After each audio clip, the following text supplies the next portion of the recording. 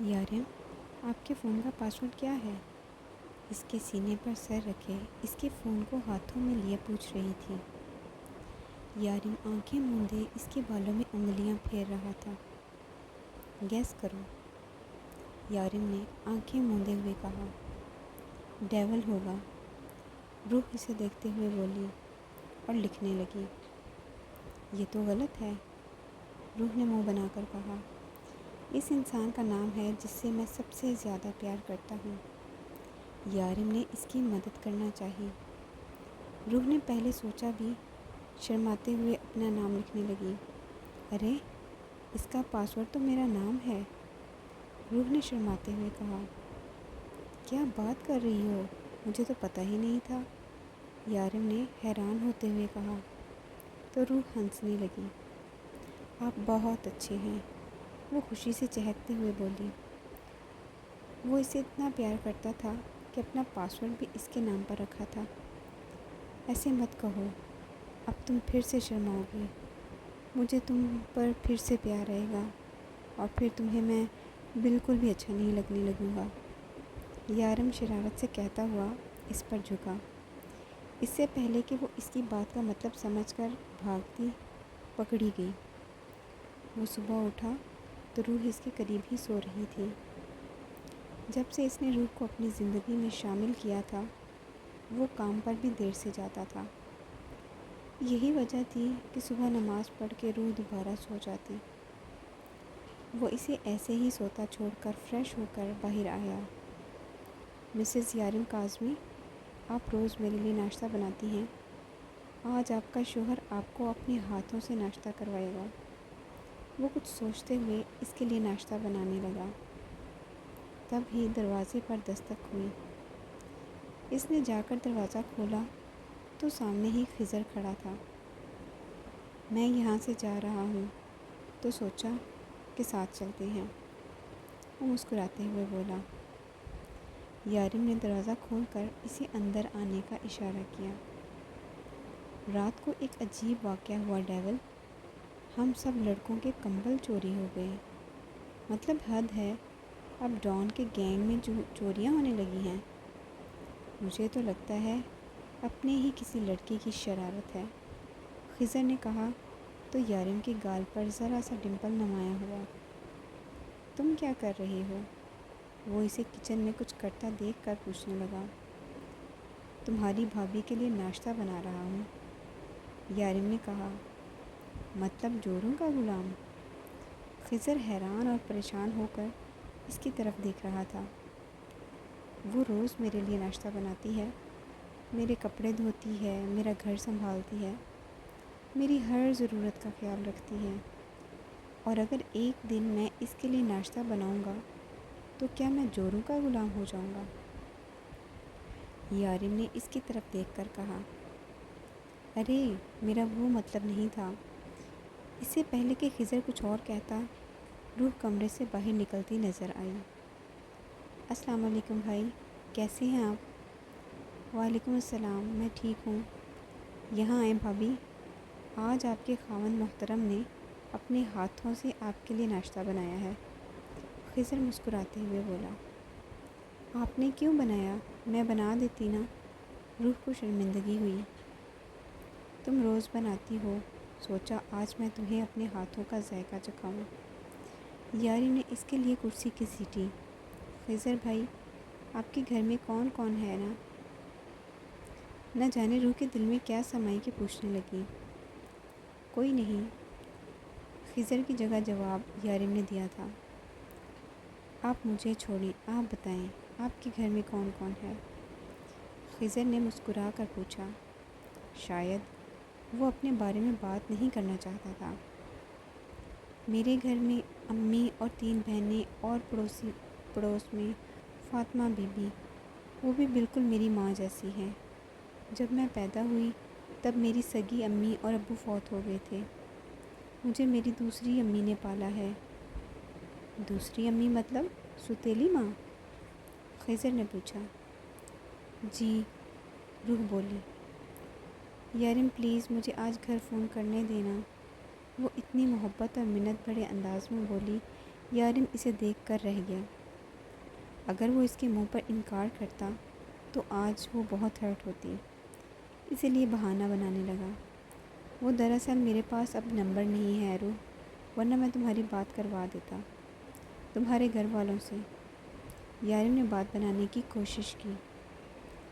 ہاں بھابھی، وہ ڈیول کا فون خراب ہو گیا تھا اور نمبر سارے ڈیلیٹ ہو گئے تھے۔ خضر نے بھی ساتھ دینے کی کوشش کی۔ میرے پاس فاطمہ بی بی کا نمبر ہے، میری شادی والے دن انہوں نے مجھے، میں ابھی لاتی ہوں۔ روح جلدی سے اٹھی اور کمرے میں چلی گئی۔ ڈیول اب کیا ہوگا؟ خضر نے پریشانی سے پوچھا۔ میں اسے خود سے دور نہیں جانے دوں گا، چاہے جو بھی ہو جائے۔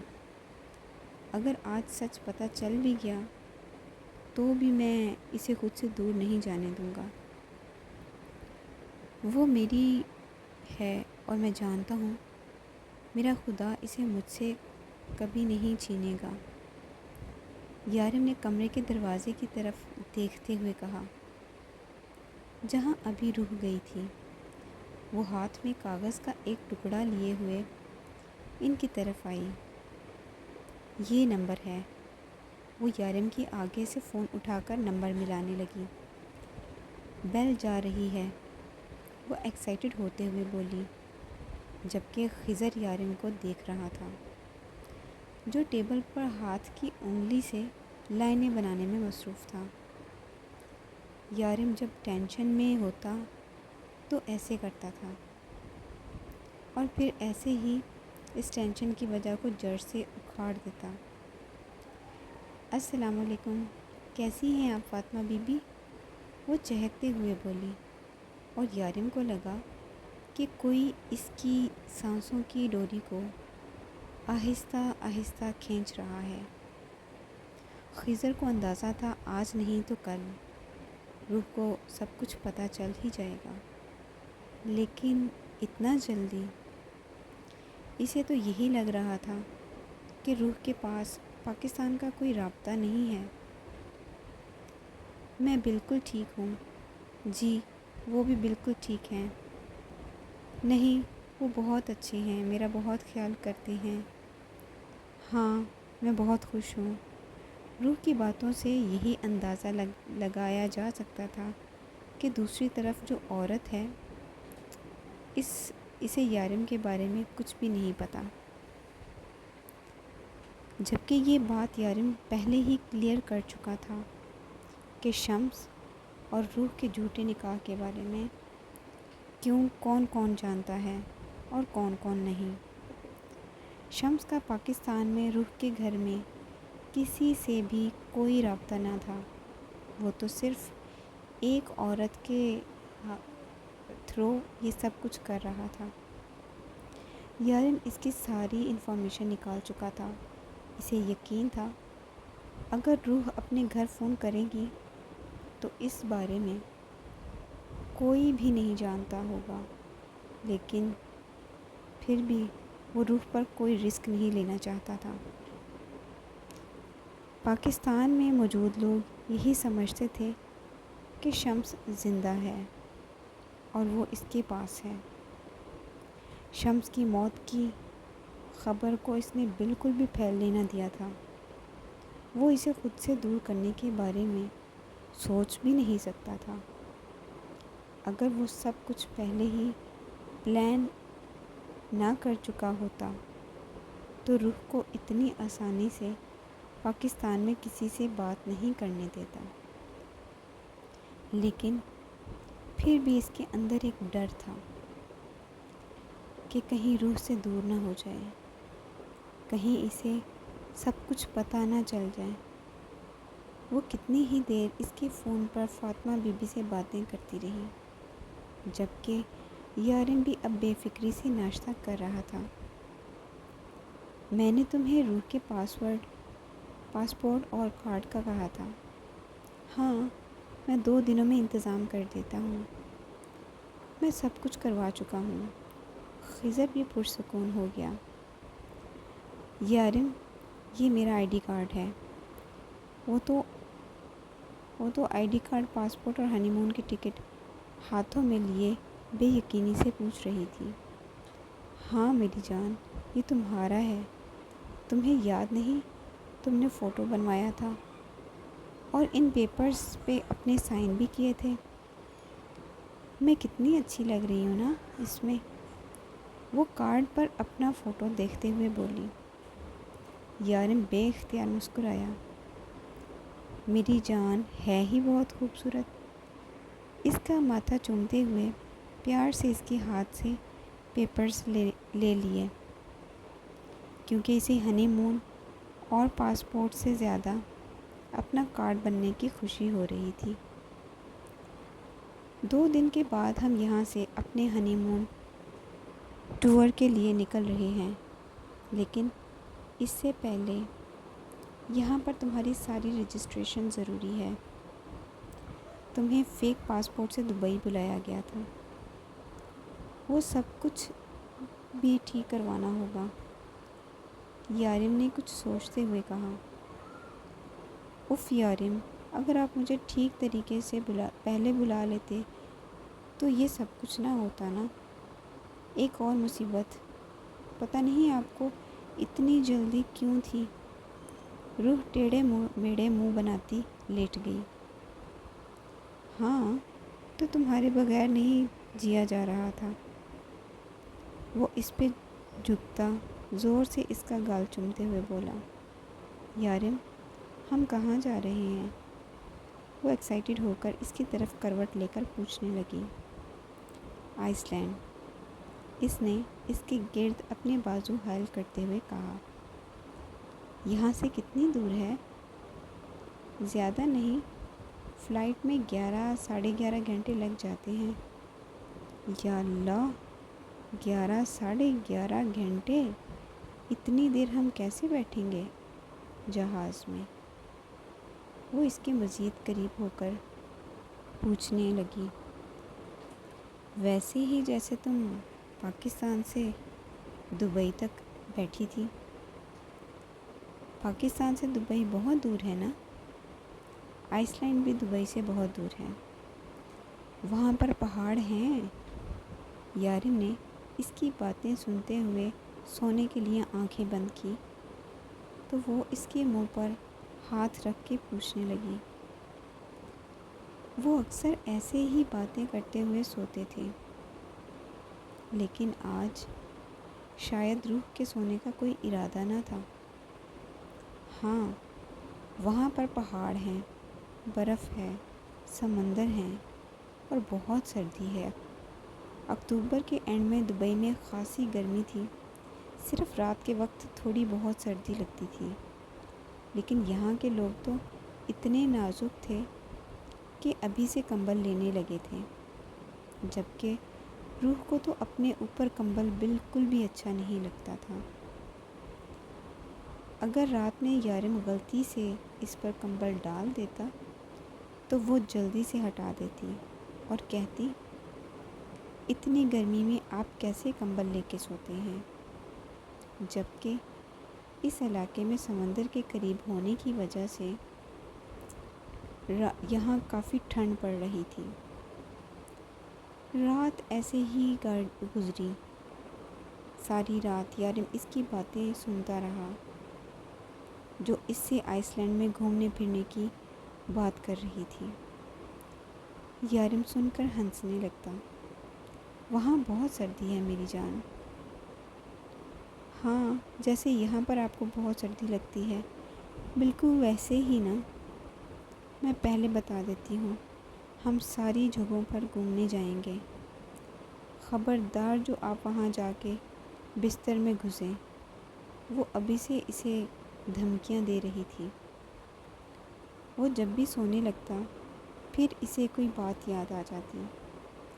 ساری رات سوتی جاگتی کیفیت میں گزر گئی، جبکہ روح تو 1 سیکنڈ کے لیے بھی نہیں سوئی تھی۔ صبح اٹھتے ہی ناشتہ کر کے یارم اپنے کام پر جانے لگا۔ وہ ہنی مون پر جانے سے پہلے سارا کام نپٹا دینا چاہتا تھا۔ وہ دروازے پر رک کے روح کا انتظار کرنے لگا، جو کہ کچن میں کھڑی برتن دھو رہی تھی۔ روح یار جلدی آؤ، مجھے کام پہ جانا ہے، اس نے پکارا تو وہ جلدی جلدی ہاتھ صاف کرتی کچن سے باہر نکلی۔ روح یارم سے ہائٹ میں کافی کم تھی۔ یارم کو اس کے سامنے مکمل جھکنا پڑتا۔ یارم اس کے سامنے جھکا اور ہمیشہ کی طرح اس نے شرماتے ہوئے اس کے سر پر بوسہ دیا۔ یہ عادت ان کے نکاح کے سے برقرار تھی، جبکہ روح کو اس کی یہ عادت سب سے پیاری لگتی تھی۔ اس کے سر پر پیار کر کے وہ ہمیشہ شرماتی اور اس پیاری سی ادا پہ یارم کے ڈمپل نمایاں ہوتے۔ پھر یارم نے دروازہ بند کرنے کا آرڈر دیا، جس کی روح نے تکمیل کرتے ہوئے فوراً دروازہ بند کر دیا اور ایک بار پھر سے آئس لینڈ کے بارے میں سوچنے لگی۔ کل تقریباً 1 گھنٹہ فاطمہ بی بی سے باتیں کرتی رہی، ان سے گھر کا نمبر بھی مانگا تھا، لیکن فاطمہ بی بی نے کہا کہ انہیں تو کبھی نمبر کی ضرورت نہیں پڑی، لیکن کل یا پرسوں وہ اس کے گھر جا کر اس کی امی کا نمبر لے لیں گی۔ وہ چاہتی تھی کہ وہ آج ہی امی سے بات کر لیتی، کیونکہ یارم نے کہا تھا کہ ہنی مون پر کوئی انہیں ڈسٹرب نہیں کرے گا۔ شارف آفس پہنچا۔ سب سے پہلے ٹکراؤ اس کا لیلا سے ہوا۔ تم مجھے اگنور کیوں کر رہے ہو؟ میں تم سے بات کرنا چاہتی ہوں اور تم مجھے دیکھتے تک نہیں۔ کیا مسئلہ ہے تمہیں؟ مجھے کوئی مسئلہ نہیں، لیکن میں تم سے بات نہیں کرنا چاہتا۔ تم نے جو اس دن میرے ساتھ کیا ہے نا، وہ بہت ہے۔ تم نے ڈیول کی نظروں میں مجھے گرانے کی کوشش کی ہے۔ لیلا، مجھے لگا تھا تم چاہے کتنی بھی مطلبی کیوں نہ ہو جاؤ، لیکن اپنے مطلب کے لیے کسی دوسرے کا استعمال نہیں کرو گی۔ بہت غلط سوچ تھی میری۔ میں یہ سوچتا تھا کہ تم ڈیول کو سمجھتی ہو، تم اس کے لیے ایک پرفیکٹ لائف پارٹنر ہو، لیکن سچ تو یہ ہے کہ تم اس کے قابل ہی نہیں ہو۔ شارف ایک ایک لفظ چبا چبا کر بولا۔ تم اس 2 ٹکے کی لڑکی کے لیے زبان سنبھال کر بات کرو۔ لیلا، میری بہن کے بارے میں بات کر رہی ہو؟ اگر ایک بھی لفظ اور کہا تو زبان کاٹ دوں گا تمہاری۔ وہ غصے سے دھاڑا تھا، جبکہ لیلا تو اس کا انداز اور لہجہ دیکھ کر رہ گئی۔ میں تمہیں آخری بار بتا رہا ہوں لیلا، اگر تم نے میری بہن کی خوشیوں میں آگ لگانے کی کوشش کی تو میں بھول جاؤں گا کہ تم میری دوست تھی۔ اس نے تھی پر زور دیا تھا اور لمبے لمبے ڈگ بڑھتا وہاں سے نکل گیا، جبکہ لیلا سرخ چہرہ لیے اسے جاتے ہوئے دیکھ رہی تھی۔ فرقان بھائی، میری مدد کریں گے؟ ڈیول نے میرے بھائی کو مار دیا، میری آنکھوں کے سامنے۔ آپ یقین نہیں کریں گے اس نے میرے بھائی کو کیسے تڑپا کر مارا۔ اس نے میرے سامنے اس کے منہ میں تیزاب سے بھری بوتل ڈال دی۔ اس کی ساری نسیں گل چکی تھیں۔ بھائی، وہ میرے سامنے مر گیا، میں کچھ نہیں کر سکا، یہاں تک کہ وہ میرے پاس موجود ساری ویڈیوز بھی ڈیلیٹ کروا چکا ہے۔ مجھے اور کچھ نہیں چاہیے، بس مجھے میرے بھائی کی موت کا بدلہ لینا ہے۔ فرقان بھائی، آپ کے علاوہ اور کوئی میری مدد نہیں کر سکتا۔ وکرم دادا بھی ہمارے خلاف ہیں، انہیں بھی یہ کام پسند نہیں تھا، ورنہ وہ اس معاملے میں میری مدد ضرور کرتے۔ لیکن اسے ڈیول کے کام کرنے کا انداز پسند ہے۔ ڈیول: فرقان بھائی، میں آپ کے سامنے ہاتھ جوڑتا ہوں، مجھے اور کچھ نہیں چاہیے، بس اپنی آنکھوں سے ڈیول کی لاش دیکھنا چاہتا ہوں۔ راشد اس وقت اپنے سامنے صوفے پر بیٹھے فرقان کی منتیں کر رہا تھا۔ فرقان کا بہت بڑا گینگ تھا، وہ اپنے آپ میں بہت پاور رکھتا تھا، وہ اس علاقے پر حکومت کرتا تھا، پر ڈیول کو اپنا سب سے بڑا دشمن مانتا تھا۔ تم فکر مت کرو راشد، میں تمہارے ساتھ ہوں، اور جہاں تک بات وکرم دادا کی ہے تو ہم ان کو صرف یہی بتائیں گے، ڈیول کے ہاتھوں تمہارا بھائی مارا گیا، یہ نہیں کہ وہ کیوں مارا گیا۔ وکرم دادا ہمارا ساتھ ضرور دیں گے، اور پھر لگے ہاتھ میں بھی ڈیول سے اپنے پرانے حساب چکا لوں گا۔ لیکن ڈیول کو ختم کرنا اتنا بھی آسان نہیں، وہ باز کی نظر رکھتا ہے، شیر کی طرح دھاڑنا جانتا ہے تو چیتے کی طرح چیرنا جانتا ہے، وہ اتنی آسانی سے ہمارے ہاتھ نہیں آئے گا۔ اوپر سے اس کی کوئی کمزوری بھی نہیں، نہ دوست، نہ ساتھی، نہ عورت، نہ دولت۔ آخر کس طرح سے ہم اس کو مات دیں؟ ڈیول کو راستے سے ہٹانا اتنا آسان نہیں، لیکن ہم وکرم اور ہم ایک ساتھ ہو جائیں تو یہ زیادہ مشکل بھی نہیں رہے گا۔ تم سب کچھ سنبھال لو گے نا خضر؟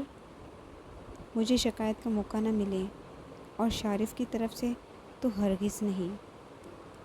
وہ اس وقت خضر کو سارا کام سمجھا رہا تھا، وہ اپنے پیچھے خضر کو چھوڑ کر جا رہا تھا۔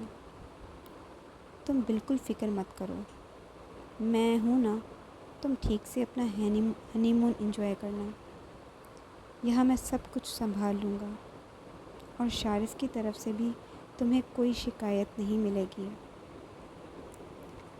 ہاں، لیکن میں لیلا کی کوئی گارنٹی نہیں دے سکتا، وہ سرپھری لڑکی 3 دن سے یہاں نہیں آ رہی تھی، اور آج آئی ہے تو باہر بیٹھی اپنے فیشن کی دکان کھول رکھی ہے۔ میں نے اسے کہا تھوڑا کام پر دھیان دو تو کہتی ہے جس پر دھیان دیتی تھی اسے تو میرا دھیان ہی نہیں۔ مجھے تو لگتا ہے اس کا سر گھوم گیا ہے خضر۔ لیلا سے کافی اکتایا ہوا تھا، جو کسی کو کھاتے میں ہی نہیں لا رہی تھی، جبکہ پیکنگ کا سارا کام صرف لیلا کر رہی تھی، جو بہت دنوں سے رکا ہوا تھا۔ بلاؤ اسے، میں خود بات کرتا ہوں۔ یارم کے آرڈر پر خضر نے فوراً اسے بلایا، اور اگلے 5 منٹ میں وہ اس کے کیبن میں تھی۔ دیکھو لیلا، اگر تمہیں کام کرنے میں انٹرسٹ نہیں ہے تو تم یہاں سے ہمیشہ کے لیے جا سکتی ہو، مجھے تمہارے جیسے ورکرز نہیں چاہیے۔ ڈیول نے دو ٹک لہجے میں بات کی۔ میں نے کب کہا مجھے انٹرسٹ نہیں ہے؟ میں آج ہی سارا کام نپٹا لوں گی۔ لیلا جانتی تھی کہ ڈیول اسے واپس وہیں پر بھیج دے گا جہاں سے وہ اسے لایا تھا، اور وہاں واپس تو وہ مرتے دم تک نہیں جانا چاہتی تھی، لیکن اسے یہ بھی نہیں پتہ تھا کہ شکایت اتنی جلدی یہاں پہنچ جائے گی۔ تم جا سکتی ہو، جاؤ اپنا کام کرو۔ اگلے آرڈر پر لیلا فوراً کمرے سے باہر نکل گئی۔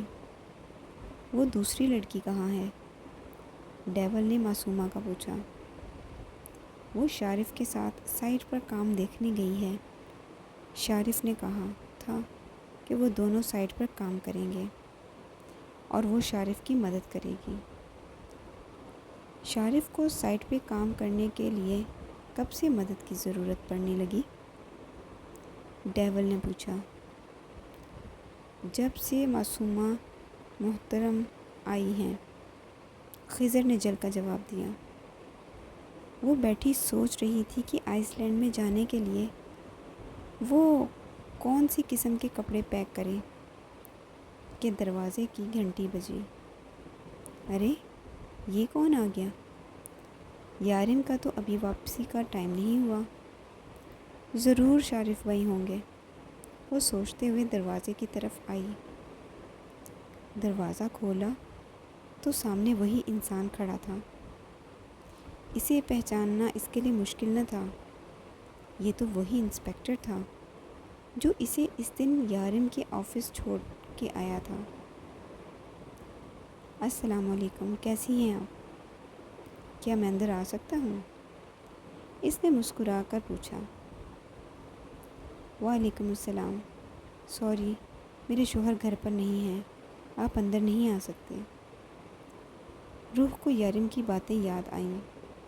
یارم نے اسے بتایا تھا کہ یہ آدمی اسے پھنسانا چاہتا ہے۔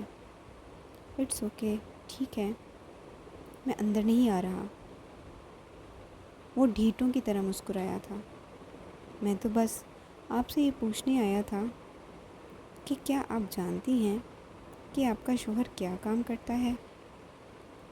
سارم فوراً اپنی مطلب کی بات پر آیا۔ جی ہاں، وہ ایک کمپنی چلاتے ہیں، روح نے فوراً جواب دیا۔ کس قسم کی کمپنی؟ صارف نے پھر پوچھا۔ وہ کوئی دوائیوں کی کمپنی چلاتے ہیں۔ کس قسم کی دوائیاں؟ جان بچانے والی دوائیاں، روح نے جواب دیا۔ بہت غلط معلومات دی گئی ہیں آپ کو۔ آپ کے شوہر جان بچانے والی دوائیاں نہیں بلکہ جان لینے والے اسلحے کی خرید و فروخت کرتے ہیں، یہاں تک کہ کئی لوگوں کی جان بھی لے چکے ہیں۔ آئی ایم سوری روح، لیکن تمہارا شوہر ایک قاتل ہے، دبئی کا ایک بہت بڑا ڈان۔ ڈان کا مطلب سمجھتی ہو تم؟ گناہوں کی دنیا کا بادشاہ، ایک قاتل جس کی نظروں میں کسی کی جان کی کوئی اہمیت ہی نہیں۔ چٹاخ، خبردار جو آپ نے میرے شوہر کے خلاف ایک لفظ بھی کہا، مہربانی فرما کر یہاں سے چلے جائیں، یا پھر میں گارڈ کو بلا کر آپ کو دھکے مروا کر یہاں سے باہر نکلواؤں گی۔ روح خود بھی نہیں جانتی تھی کہ اس میں اتنی ہمت کہاں سے آئی۔ روح، تم بہت بڑی غلطی کر رہی ہو۔ تمہارا شوہر اتنا اچھا نہیں ہے جتنا وہ بن رہا ہے، وہ تمہیں دھوکے میں رکھ رہا ہے۔ بہت پچھتاؤ گی روح، میری مدد کرو۔ ایسے انسان کی عام دنیا میں کوئی جگہ نہیں ہے، اس کی جگہ جیل کے اندر ہے۔ وہ انسان نہیں درندہ ہے۔ ڈیول کا مطلب سمجھتی ہو؟ شیطان، وہ ایک شیطان ہے۔ روح، اور انسانوں کی دنیا میں شیطانوں کے لیے کوئی جگہ نہیں ہے۔ بس کریں، خدا کے لیے چلے جائیں یہاں سے، روح تقریباً چلاتے ہوئے بولی اور اس کے منہ پر سے دروازہ بند کر دیا۔ سارم کافی دیر تک دروازہ کھٹکھٹاتا رہا، لیکن روح نے دروازہ نہیں کھولا۔ تھوڑی دیر کے بعد وہ چلا گیا تو روح نے یارم کو فون کر کے سب کچھ بتایا۔ وہ فون پر بھی مسلسل رو رہی تھی۔ وہ تو شکر ہے یارم آپ نے یہ ساری باتیں پہلے ہی مجھے بتا دی، ورنہ نہ جانے یہ گرا ہوا انسان مجھے آپ کے خلاف کیا کیا بتاتا۔ آپ کو پتہ ہے وہ کیا کہہ رہا تھا؟ وہ کہتا ہے آپ قاتل ہیں، آپ نے خون کیے ہیں لوگوں کے، لیکن میں نے بھی اسے بتا دیا کہ آپ ایسے نہیں ہیں اور نہ ہی آپ ایسا کبھی کر سکتے ہیں۔ وہ روتے ہوئے بول رہی تھی اور اس کا ہر آنسو یارم کے دل پر گر رہا تھا۔ میں نے تمہیں منع کیا تھا، سارے میرے کام میں دخل اندازی کر سکتے ہو لیکن میری پرسنل لائف میں نہیں۔ تم نے میری روح کو مجھ سے دور کرنا چاہا، اس کی قیمت تمہیں چکانی پڑے گی۔ روح کا فون بند ہوتے ہی اس نے سارم کو فون کیا تھا۔ اس کا نمبر دیکھتے ہی سارم نے فون اٹھا لیا۔ بھابھی کے ہاتھ کا تھپڑ کیسا لگا؟ پہلا سوال ہی بے ڈنگا سا تھا۔ یارم، تو بہت غلط کر رہا ہے اس لڑکی کو دھوکہ دے کر۔ آج نہیں تو کل اسے سب کچھ پتہ چل جائے گا، پھر کیا کرے گا؟ آج ثبوت نہیں تھا میرے پاس، کل ضرور ہوگا۔ اور تجھے لگتا ہے کہ وہ تیرے ثبوتوں پر یقین کرے گی؟ یارم ذرا سا مسکرایا تھا۔ سوچنا بھی مت سارم، وہ کبھی تجھ پر یقین نہیں کرے گی۔ لیکن میری پیٹھ پیچھے میرے گھر آ کر بہت بڑی غلطی کی ہے تو نے۔ آج کے بعد ایسی غلطی مت کرنا، ورنہ تو جانتا ہے میرے ساتھ غداری کرنے والوں کا انجام کیا ہوتا ہے۔ یقین کر، میں ابھی تک تیری اس دوستی کی خاطر تجھے چھوڑ رہا ہوں جو کبھی ہمارے درمیان تھی۔ آج کے بعد روح سے دور رہنا، اتنا دور کہ ڈھونڈنے پر بھی نظر نہ ہو، ورنہ اپنی بیوی اور بچی کو دیکھنے کے لیے ترس جائے گا۔ یارم نے اس کی بات کاٹتے ہوئے کہا۔ اوہ، تو اب تم اپنے معیار سے گر کر مجھے میری بیوی اور بچی کی دھمکیاں دے رہے ہو؟ سارم غصے سے چلایا۔ اگر تم میری پرسنل لائف میں انٹرفیئر کرو گے تو مجھے بھی تو کرنا پڑے گا نا۔ سارم، جس طرح سے تجھے بھابھی اور ماہرہ عزیز ہیں، اسی طرح سے مجھے روح عزیز ہے۔ دور رہنا اس سے۔ یارم نے فون کاٹ کر شارف کو فون کیا۔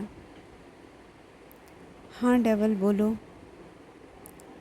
نظر رکھو انسپکٹر پر، آج میرے گھر پہنچ گیا تھا۔ ڈونٹ وری، میں نظر رکھتا ہوں اس پر۔ شارف کا جواب سن کر اس نے فون کاٹ کر ٹیبل پر رکھا اور کرسی کی پشت سے ٹیک لگا کر بیٹھ گیا۔ یہ تم نے اچھا نہیں کیا سارم۔ اگر وہ مجھ سے دور ہوئی تو میں تمہیں زندہ نہیں چھوڑوں گا۔ آنکھیں بند کیے وہ اپنا غصہ کنٹرول کرنے کی کوشش